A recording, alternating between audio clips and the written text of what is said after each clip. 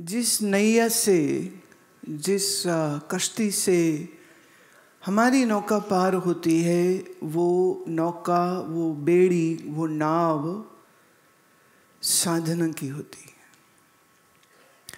साधना की स्थिति के लिए आवश्यकता होती है कि हमारे अंदर गुरु भक्ति हो।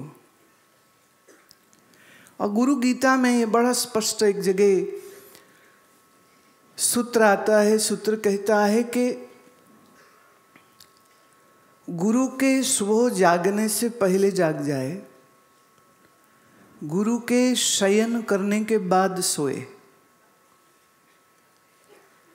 और गुरु के व्यासासन में बैठने से पहले अपनी स्थान ले चुके।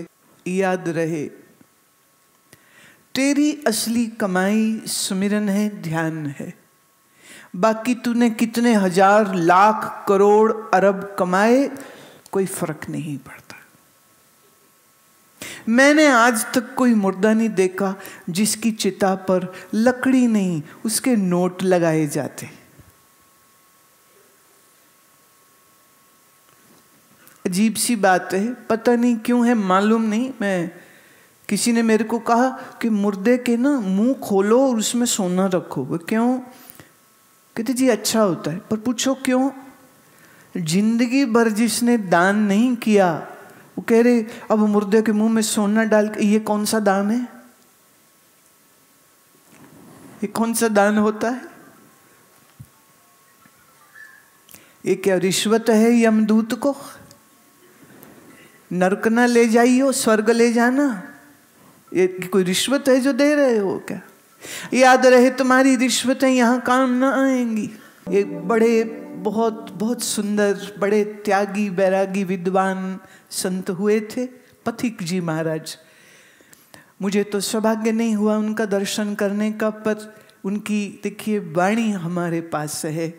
और इस बार ये हमारा सौभाग्य है कि हम इतने बड़े महात्मा पथिक जी, देखो उनका नाम कोई नहीं जानते। पथ माने रास्ता, जो ईश्वर के रास्ते पे चले उसका नाम सिर्फ इतना है, पथिक जी।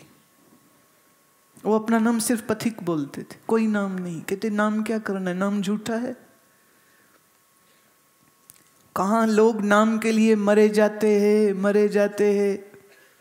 हमारे एक पहचान में स्वामी जी थे, उन्होंने एक अपनी विल लिखाई, लास्ट होता ना डॉक्यूमेंट, वो कराया। अब सोचने की बात है कि एक महात्मा विल क्या लिखाएगा। अब ये कोई महंत नहीं थे, कोई मंडलेश्वर नहीं थे, संत थे, सन्यासी थे, अपनी कुटिया में रहते थे और शिष्य आते थे, सुनते थे, सीखते थे। विल लिखवाई। विल क्या लिखाते हैं? मेरे नाम से कोई भंडारा ना हो, मेरे नाम पे कोई धर्मशाला न बने, मेरे नाम पे कोई मंदिर न बने, मेरी कभी बरसी मत मनाना, मेरी कोई समाधि न बनाना। किसी ने पूछा क्यों? कहते जीते जी अपनी मैं मारने में लगा पड़ा हूं, मरने बाद मेरी मैं और बड़ी करोगे तुम। मेरी पूरी मेहनत इस बात की है कि मेरे में अहंकार न बने। और मरने बाद मेरे गुरुजी, तुम लिखते फिरो, बड़े त्यागी थे, बड़े बैरागी थे, बड़े महात्मा थे, वीतराग थे, वयोवृद्ध थे, ज्ञान वृद्ध थे, मेरे नाम पे तुम समाधि बनाओ। किस बात का मान?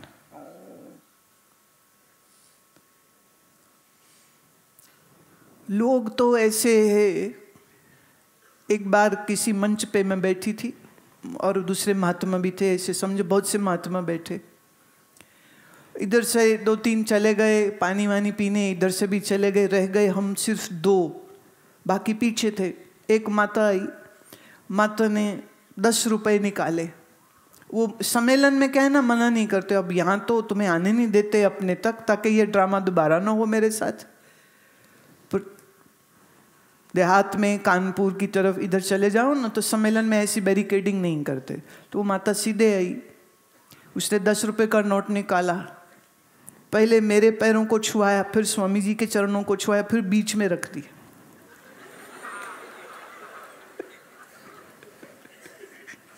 भाई निपट लो आपस में, किसका है। वो 10 रुपए दिए हैं, तो पर 10 रुपए देने से पहले उसने बड़ा अच्छा खासा टाइम लगाया, बड़े प्यार से निकाला, टाइम लगाया, दिखाया भी, ऐसे ऐसे घुमाया ना ऐसे करके। तो इधर वालों ने भी देखा 10 रुपए माता चढ़ा रही है, उधर वालों ने भी देखा पीछे जो थे 10 रुपए चढ़ा रही है, इधर चढ़ाई, बीच में रख दी।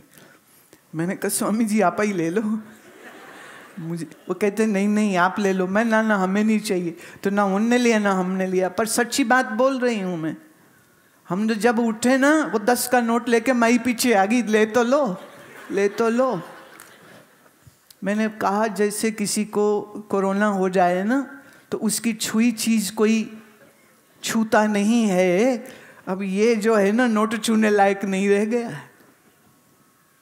देने का इतना अभिमान, दिखावा इतना,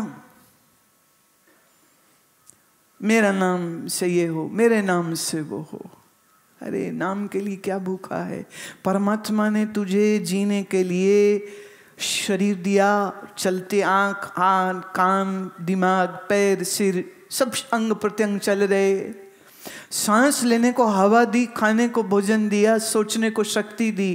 क्या परमात्मा ने कभी बिल भेजा कि बेटे जरा पैसे की पेमेंट करो मुझे?